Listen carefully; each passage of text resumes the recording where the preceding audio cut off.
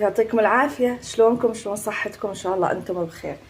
اليوم بدي اسوي وصفة سريعة حيل، بس انا احبها كثير وطيبة وقلت انزل لكم اياها. الاغلب يعرفها بس ارجع اقول للعزابية للطالبات للكل.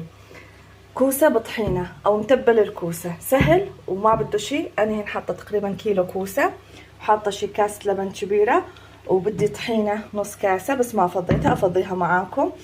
هاي مشان الطرطور اللي نسويه، وفليفله وكمون وملح وبس. وهاي راح الحزن نقطع الكوسه دوائر. يلا طيب سلمي، ايش بدنا نسوي؟ راح نقطع الكوسه دوائر ونرجع نشوفكم.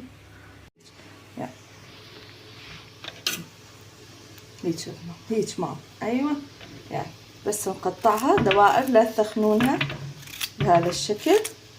نخلص كل الكميه ونرجع نشوفكم.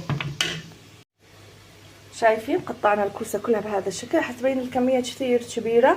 سبحان الله الكوسة ما يضللها، يعني ما تصمد، ما تمسك كمية. فهو كل هذه الكمية أول ما قطعناها دحقم هو كيلو بس. ألحظ لما النقلي يرجع ما يضل منه شيء. يلا ألحظ نروح على القلي سوا. نقلي الكوسة القلي العادي ونرجع لكم.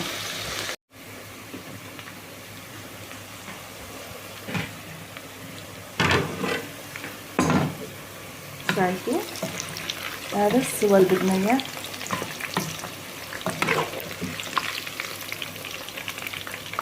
نطالع الكوسة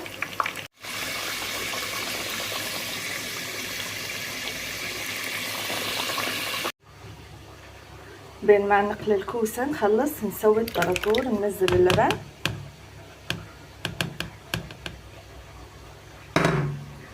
وننزل شوية الكمون والبابريكا والطحينة. ننزل الطحينة بهذا الشكل.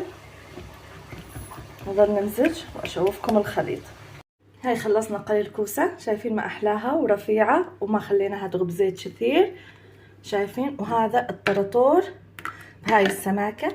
كاسة اللبن تقريبا بدها نمشي معلقتين طحينة. حشو نسوي؟ نشيل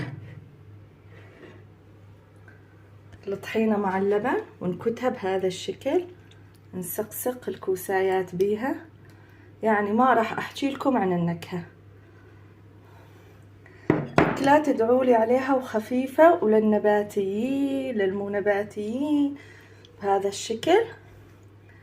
خليها شوي تتشرب. تحبون تخلطونها كلها زاد مو مشكلة. هيك نجي نرش شوية بابريكا، كمون. هاي الكوسة بلبن صارت جاهزة. ان شاء الله الوصفة تعجبكم. يعطيكم العافية. في ناس يحطون زيت زيتون عليها، انا اكتفي بالزيت اللي موجود بالكوسة.